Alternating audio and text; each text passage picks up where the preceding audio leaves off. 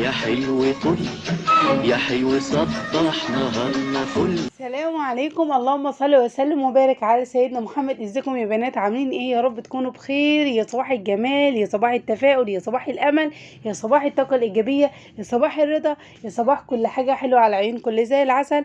النهارده بقى يوم جديد وفيديو جديد. بس قبل ما نشوف الفيديو بتاعنا، يا ريت لو انت اول مره تتفرج عليا واول مره تشوف فيديوهاتي ما تنسيش تشترك في القناه وتفعل الجرس عشان تصلي كل جديد. الفيديو بتاعنا هيخص المدارس وبدانا في تحضيرات المدارس. اول حاجه انا هنعمل مع بعض الحلاوه الطحينيه. بس اساس الحلاوه الطحينيه لازم الطحينه. الاول هقول لكم على المقادير اللي احنا هنستخدمها. اول حاجه هنعملها هي الطحينه، عباره عن كوبايه من السمسم، وعباره عن كوبايه من الزيت، وعباره كمان عن كوبايه من الدقيق. دي مقاديرنا بس في ايه؟ في الطحينه، وذره من الملح. اول حاجه حطيت كده طاسه على النار، وبدات ان انا هنزل كده ايه بالسمسم بتاعي. السمسم بتاعي جبته من عند العطار. اول حاجه انا عايزه بس ايه اشيل الرطوبه او اطلع الرطوبه اللي في قلب السمسم. يا دوب بس ايه ياخد تشويحه كده، او يشم النار او يشم السخونيه. تمام، زي ما انتم شايفين كده بديله تقليبه. اهم حاجه اوعى تغمقي اللون، احنا عايزين اللون يفضل ابيض زي ما هو، عشان ده اللي هيخلي الطحينه معانا فاتحه.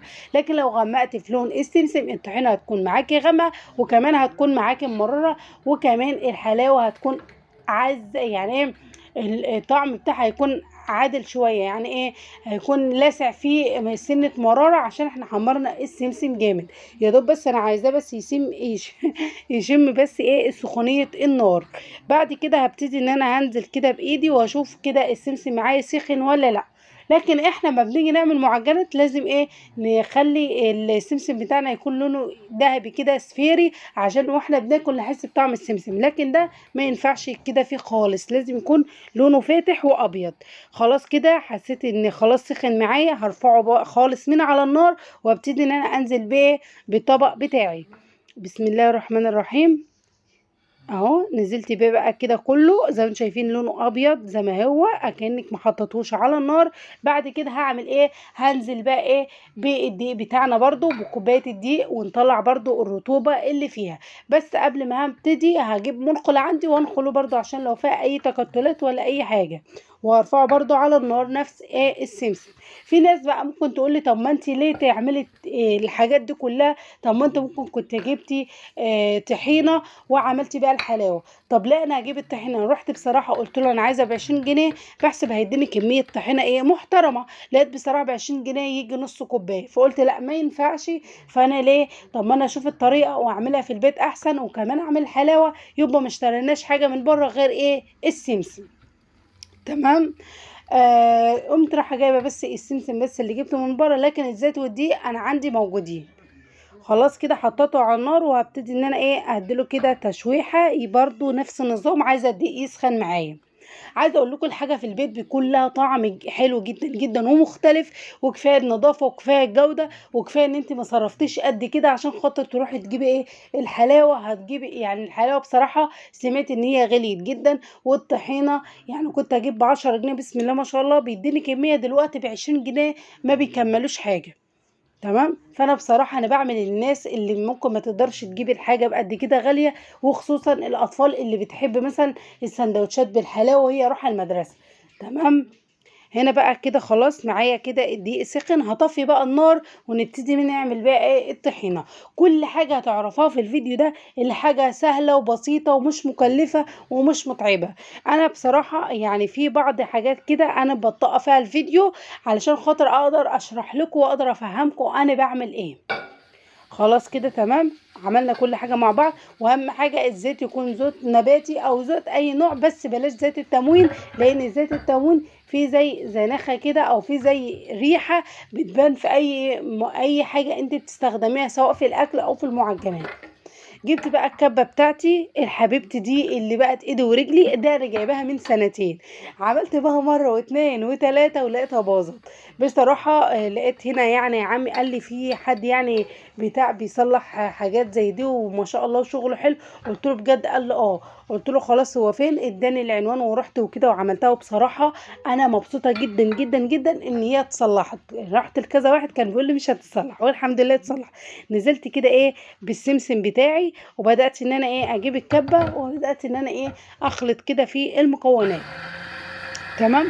في ناس هتقول لي طب انا لو ما عنديش الكبه يا ام جانا ممكن استخدم ايه؟ ممكن تقول لي طب انا لو ما عنديش الكبه هستخدم ايه؟ ممكن تجيبي المصحنه بتاعه الخلاط وتبتدي ان انت تطحني فيها السمسم جامد لحد ما ينعم معاكي. هنا نزلت بيه في الكبه وبدات ان انا اجيب كده المعلقه عشان اشوف كله اتفرم كده، وهتحسي وانت بتقلبي ان طلع ماده الزيت. طول ما احنا بنفرم في السمسم احنا عايزين نطلع الزيوت اللي في قلب السمسم. بعد ما خلاص طلعنا الزيت اللي في قلب السمسم عصرناه بمعنى اصح يعني، نزلنا كده ايه بكوبايه الدقيق اللي احنا نخلينها كويس، وكمان شوحناها على النار وطلعنا ماده الرطوبه اللي فيها. بعد كده هنزل بقى بالغطا كده كويس، وابتدي برضو ايه هفرمه كده او اصحنه في قلب ايه السمسم مع الدقيق. بسم الله الرحمن الرحيم. خلاص كده تمام، صحناه بقى زي ايه الفل.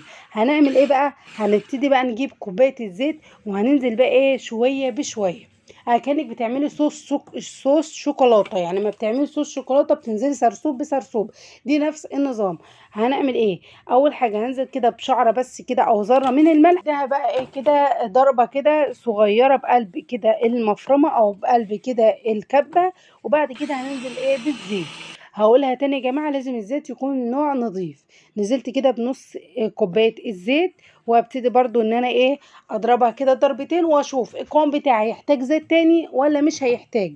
تمام. بس واحدة واحدة وانت بتنزلي عشان ما يكونش معاكي الطحينة مرقة وتكون خفيفة. تمام، متفقين لحد هنا كده؟ كل شوية اقول تمام تمام، بس مش مشكلة يعني اتعودنا على كده خلاص.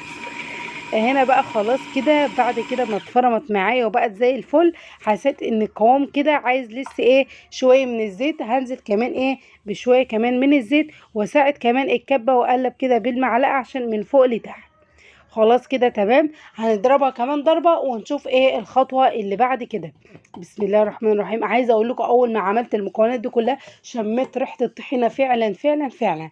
يعني بحاجات بسيطة هتعملي كمية كبيرة جدا من الطحينة، مش هتروح تشتريها من بره، كفاية النظافة. خلاص كده تمام، جبت بقى علبة، عندي علبة اي علبة عندك، اهم حاجة تكون بغطا عشان تغطيها ايه وتحطها في التلاجة.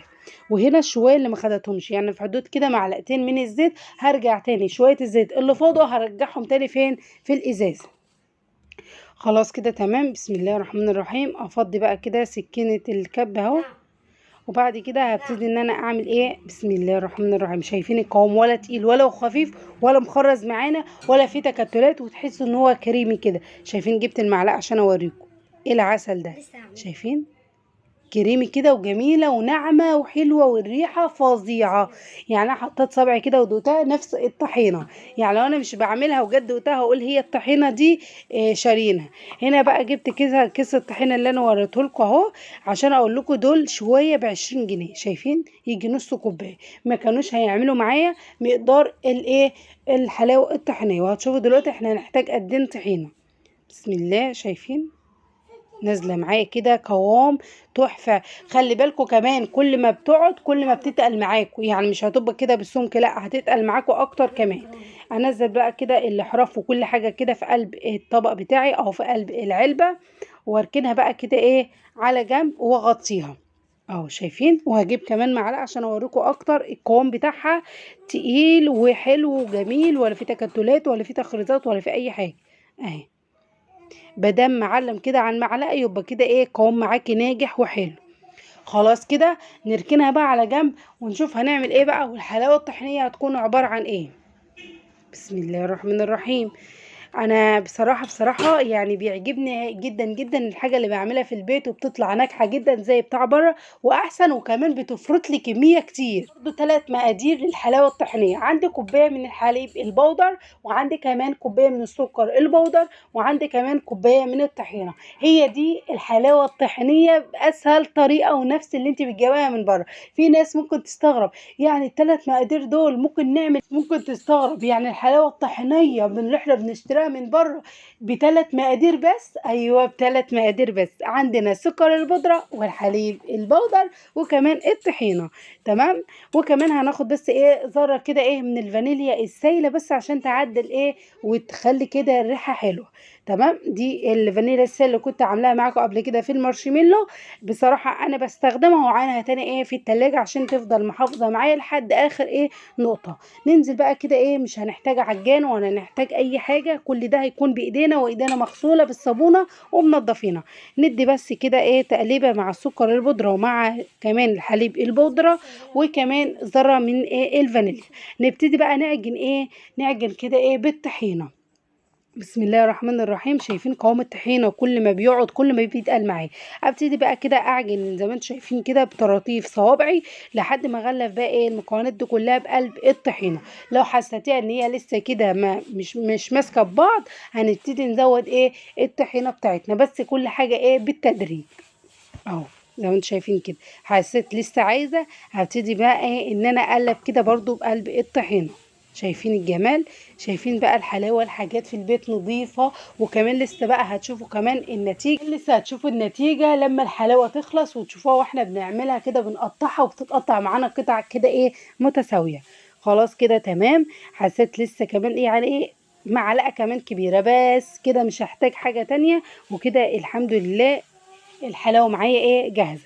طب اعرف ازاي بقى يا ام جنى ان كده القوام المطلوب او كده الحلاوه معايا جاهزه وابتدي احطها في علبه او في اي حاجه عندك محكمه الغلق؟ هقول لك دلوقتي يا عسل انت وهي. بس اوعي تنسي لو انت وصلت لهنا وما اشتركتيش انزلي اشتركي في القناه وفعلي الجرس عشان يوصلك كل جديد. هنا جت ان انا اعملها كده بصبعي بايدي، ان انا اكفتها كده لقيتها ايه بتتفروت معايا كده ايه او بتتهري معايا بسهوله، ان هي ما عملتش قطعه جامده. حسيت ان هي عايزه كمان ايه معلقه طحينه كمان فزودت لها. خلاص كده تمام. بقى كده خدت شويه كده في ايدي وهبتدي ان انا كده ايه اصبحها او اعمل لها زي دايره. شايفين اتكورت معايا وبقت قطعه معايا، يبقى هي كده الحلاوه جاهزه. اجيب اي حاجه عندي محكمه الغلق وابتدي ان انا ايه احطها في علبه بلاستيك. بسم الله الرحمن الرحيم. رحت بقى كده غسلت ايدي وجبت بقى العلبه بتاعتي، وهجيب كمان ايه كيس تلاجة عندي. بسم الله الرحمن الرحيم. افتحه بالسكينه افتحه بالمقص، المهم ان احنا ايه نفتحه عشان نقدر ان احنا نغلف الحلاوه معانا وما نيجي نطلعها تطلع معانا ايه بكل سهوله. تمام. في ناس هتقولي طب انا في الوقت ده يا ام جنى ما عنديش مثلا كيس تلاجة، اتصرف ازاي؟ ممكن تجيبي بس مسحه زيت كده نظيفه وتبتدي ان انت تمسحي العلبه داير ما يدور، وابتدي ان انت تنزلي بيها ايه بالحلاوه. بسم الله الرحمن الرحيم. بدات ان انا انزل كده بالحلاوه واحده واحده كده واحط كده ايه في العلبه. عايزه اقول لكم الريحه فظيعه، وريحه الحلاوه انا مسكت الحلاوه كده او مسكت الطبق لقيت نفس الريحه بتاعت الحلاوه بالظبط بالظبط، يعني ما فيهاش اختلاف خالص. بس فيها اختلاف واحد ان الحاجه معموله ايه في البيت. تمام. خلصت كده نزلت بقى بالحلاوه كلها وبدات بقى ان انا اكبسها كده ايه بالمعلقه واسويها، بس مش هكتفي بكده. كده بقى ما سويت كده سطح الحلاوه زي ما انتم شايفين كده، هبتدي اعمل ايه بقى، هبتدي ان انا احراف بقى الكيس اللي انتم شايفينها دي هغطيه بقى ايه كويس. خلاص انا سويت كده سطح الحلاوه بتاعتنا، هبتدي بقى انزل كده بالكيس اغطيها بقى كويس، واجيب كوبايه واجيب قعر الكوبايه واديها كبستين كده محترمين عشان لما اجي انزل الحلاوه بتاعتي تنزل معايا قطعه واحده. لان لو ما عملتش الخطوه دي وجيت فرختها في الطبق هتتهري منك وتفتفت منك. تمام. هبتدي بقى ان انا كده هغطيها وادخلها بقى التلاجة ونرجع بقى تاني يوم ونشوف النتيجه عامله ازاي. كده جينا تاني يوم، صباح العسل صباح التفاؤل. يا رب يكون نمتوا كده وصحيتوا على خير وبركه وعلى رزق، وان شاء الله احلام كلها اللي انتوا بتستنوا تحققوها ان شاء الله تكون متحققه بامر الله.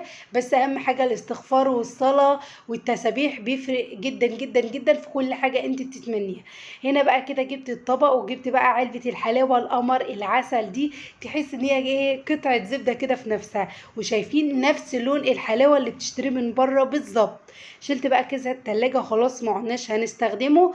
وهنا بقى قربت لكم كده عشان تشوفوها كده من قريب الجمال والحلاوه، والقطعه كده قطعه متماسكه. في ناس هتقول ما يمكن تكون بس متماسكه كده في الشكل، ويمكن لما تيجي تقطعيها يا ام جنى تتهري منك وتتفتفت وما تبقاش حلوه. لا استني، تعالي هتشوفوا كل ده بنفسك دلوقتي في الفيديو.